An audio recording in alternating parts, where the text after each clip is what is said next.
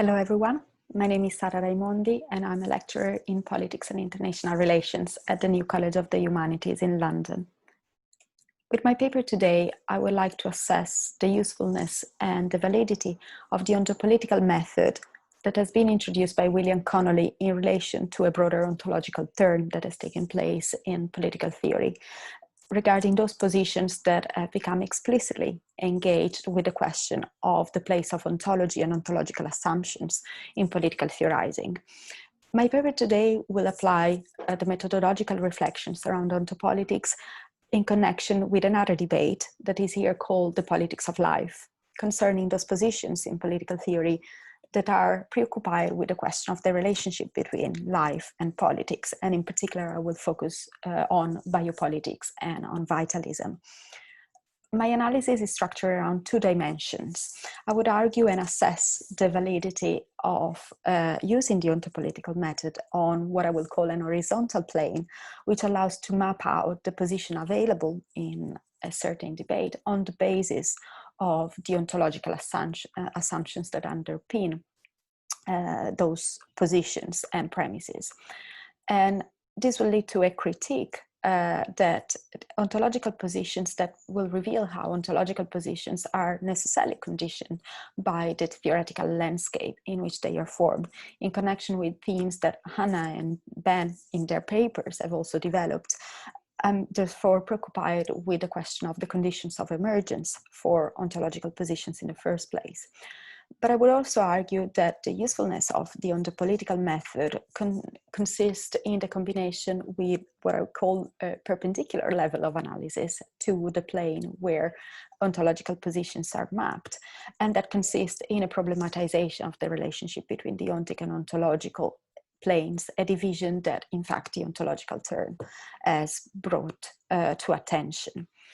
First, a short introduction into the name and label of ontopolitics. Like was briefly mentioned, the term has been coined by William Connolly in the 1990s to problematize the role that ontological positions play for one's understanding of politics, but also for, from a theoretical point of view, from one's political theory. Ontopolitics highlight that no political standing or no positions around political question can ever be separated from the fundamental ontological assumptions around being that are presupposed and that informs and shape one's understanding of actuality. Ontopolitics can be therefore considered as a shorthand summary or a shorthand definition of the claim around the impossibility of a ontologically neutral political analysis. For Connolly, ontology does not causally determine a political stance. However, fundamental ontological presuppositions filter into one politics and political theory, so much so that a sound performing of political theorizing cannot escape a combination of these two levels. The inevitability of ontological positions leads Connolly to endorse and in fact advocate an active endorsement and an affirmative declarations of one's ontological position in order to open up to a space for actual pluralism in the debate. I find the interest in ontopolitics lies precisely in this double combination. On the one hand, it serves the instrument of a denunciation, or in fact the identification of the hidden ontological premises within political positions, but also, and more specifically in the way Connolly articulated, as a method that foregrounds ontological assumptions in analyzing perspectives in political theory. And this is the way in which Connolly has made use of the ontopolitical method in the designing and devising of what he calls the ontopolitical matrix. The original use of ontopolitics as a method has been applied to Connolly to map out what he defines as the late modern discourse of American political theory of the early 1990s, where by comparing and confronting on the same plane, what we call here an horizontal plane, the different positions of political theorists at the time on the basis of their ontological assumptions, he manages to compare, and becomes possible to compare and contrast those ontological assumptions on the basis of the way in which they then are reflected into positions and understandings of politics. What is interesting in this work of comparing and mapping and putting into dialogue positions that would otherwise not been considered as comparable or as similar is that the different positions assume a mutually compensatory standing as to their ontological premises. In particular, and to describe it briefly, the ontopolitical matrix that Connolly devises traces and locates those positions around an horizontal axis distributed from and problematizing the relationship between human and nature, and going from the polarity of mastery to the polarity of attunement on merging with nature on the left-hand side of the spectrum, and on a vertical axis that looks instead at the subject and the actors of political action, moving from the level of the collectivity at the bottom to the level of the individual. I am less interested in the specific categories that Connolly applies to this specific debate, rather than the mutual relationship in which the use of ontopolitics as a method enables to map out the broader combination of the positions available. And as Connolly notices, is that by applying such a method, we notice that whatever thinker on the matrix finds reason to reject one of these positions, he is drawn as if by a magnet towards the opposite alternative, towards the opposite polarity of the spectrum. And this is important because by embracing this bigger picture, we also come to identify the alternatives that remain excluded, and in fact that are not available when problematizing the matrix. I would argue, however, in addition to the original formulation as a problem that remains implicit in the use of ontopolitics, is also that ontopolitics as a concept and as a method also forecloses another problematic, which is that one of the relationship of the ontic and ontological planes of analysis, what I will analyze along a perpendicular plane. Several authors have come back and paid attention to the notion of ontopolitics in relation to this other question. Oliver Marchart, for instance, adjusting the Heideggerian categories of the ontic and ontological distinction, adjust those to adapt to what he calls the political difference, resulting in a post-foundational reading where the political difference maintains for him a quasi-transcendental status. What we mean by those categories are, on the one hand, a phasing or an understanding of the ontic realm of everyday politics, encompassing the practices that populate the contingent and conventional political order, the one that we deal with in our everyday interactions, and on the other, instead, the ontological assumptions, the ontological questions pertaining to questions of the political, in fact, rehabilitating a distinction between the political and politics that has already appeared in authors like Schmidt, Ricoeur, but also more recently Mouffe and Nancy and Rancière, pertaining to the political, which is the plane of ordering and instituting of political relations. A more critical take on the relationship between the ontic and ontological has been instead expressed by McNay, which has also partaken to the debate to emphasize that the privileging of the ontological questions, almost in an attempt to isolate the political as the domain that bears weight and is more important for formulations of political theorizing, has in fact led those ontological thinkers to neglect or to escape the attention to the actual engagement with practices at the ontic level, or as she called it, to the patterns and particularities of the lived reality, in particular for her of social oppression. So the problematization of the vertical or the perpendicular axis between the ontic and the ontological puts also the question for the relevance of the relationship between practices with the ontological assumptions that drive particularly political theorist understanding of politics, and what are the implications of a strong understanding of a political ontology for the political practice.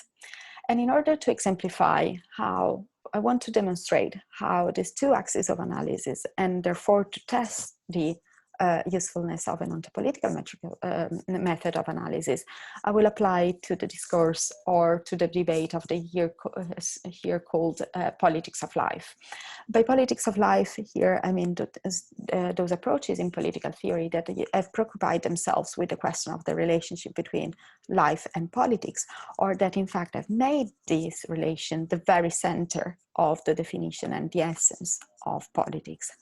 For grounding and in opening the route to this question, certainly biopolitics has made the most significant contribution in formulating the question. Unfortunately, I will not have the space to do justice in providing an account of these two positions that are in fact vast body of literature that encompasses disciplines and disciplinary sectors well beyond political theory. But at least a general characterization of biopolitics sees life as object of power and of power dynamics. Life is politically at stake, and biologically, and the biological dimension of life is subject of subjects and individuals is the key interest of political control. Biopolitics problematizes the original relationship between bios and zoe, bios as the politically qualified and recognized forms of life, and zoe as the natural life, what life appears as if when it's left to its own devices outside any political recognition or political validation. At the other end of the spectrum, criticism from the point of view of vitalism have very often explicitly opposed biopolitics in fostering instead a power of life that pertains to life intrinsically and that escape any form of stable knowledge and therefore of stable control, and then is endowed of self-regulating and self-assessing capacities. These characteristics that are intrinsically seen as definition of life in all its form are seen as pervading and also as encompassing the realm of the social and political interactions. We have therefore taken over or a reversing of the relationship where vitalism has more and more defined its position in response as in opposition to the strong ontological assumptions that biopolitics has developed. By promoting an understanding, an ontological understanding of life that sits at the opposite side of the spectrum. What the ontopolitical matrix, particularly on its horizontal dimension, allows to problematize is to put in relation those perspectives and the way in which the political projects are conditioned and are subordinated by the strong political ontologies that in which they emerge and that define their fundamental premises around reality. But also those ontological assumptions underpinning the claims of both biopolitics and vitalism reproduce a normative idea of life that remains strongly exclusive when it comes to the point of accounting for the actual practices. And this is where I would open up a further dimension of analysis. And I want to argue that by applying the ontopolitical method, particularly to the debate here seen around the politics of life, we see the limitations that a strong ontological assumptions constrain the debate by de facto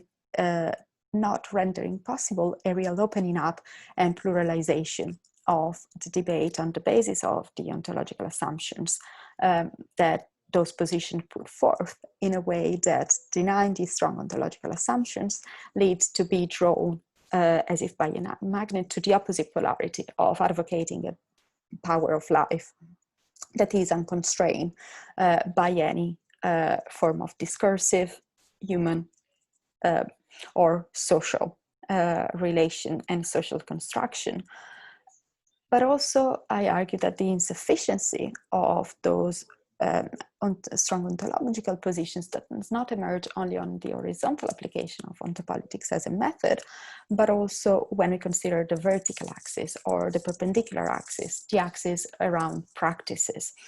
And I want to shortly exemplify this point by applying the approaches that I've very briefly outlined, biopolitics and vitalism, to the specific debate around the account of case of refugees. Both approaches have taken their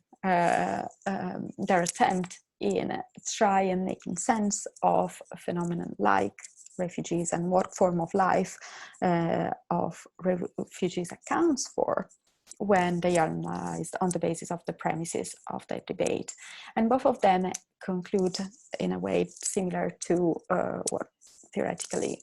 Ben was addressing, to a totalization of the political space. On the one hand, under biopolitics, the situation of and the condition of refugees sees life as completely annihilated, dehumanized, and as effect of power dynamics in a way that does not leave any escape.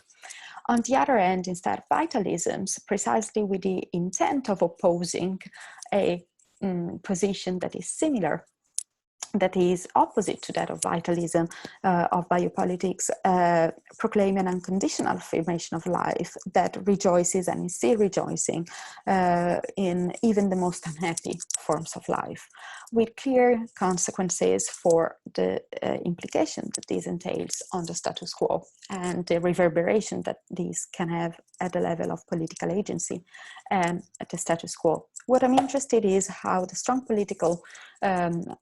standing and ontological standing that both these positions advocate leaves aside what happens, the blurred space that happens in the middle of life, when life is encountered in the messiness of everyday interaction. In support of the example, I make reference to examples of in everyday interactions that take a different route to the ones that are identified both from biopolitics and vitalism. And for instance, an example that I could quote is in the middle of the 2015 refugee crisis, hundreds of families across 15 countries in Europe and in the world offering to have hosted refugees in their own household. Is this engagement with the messiness of life that happens in between the polarities of the strong ontological position that define the coordinates of the debate that are left aside and that are taken into account and then can be explored by an analysis only when we include a further plane of analysis on the vertical axis.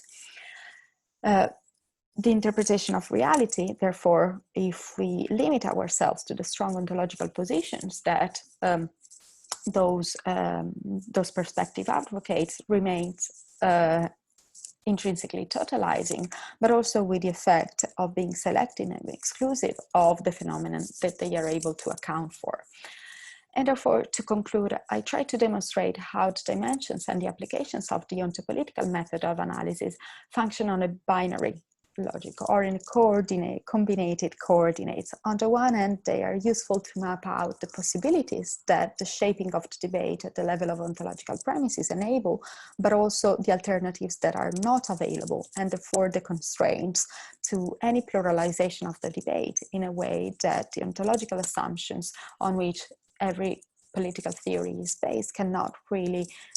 be detached from the broader theoretical landscape in which it emerges. But also, in order to work from this pluralization, I advocate or I argue for the addition of a complementary dimension of analysis, the one that can be found on the perpendicular axis, and that invites to a consideration of a more dynamic, fluid, and open open-ended understanding of the relationship between the ontic and the ontological level, or consideration of the ontic manifestation of political actions and political practices that contribute and constantly redefine understanding of the political and the ontological level. And those combined dimensions of analysis can really account for what ontopolitics as a method stands for. Thank you for listening.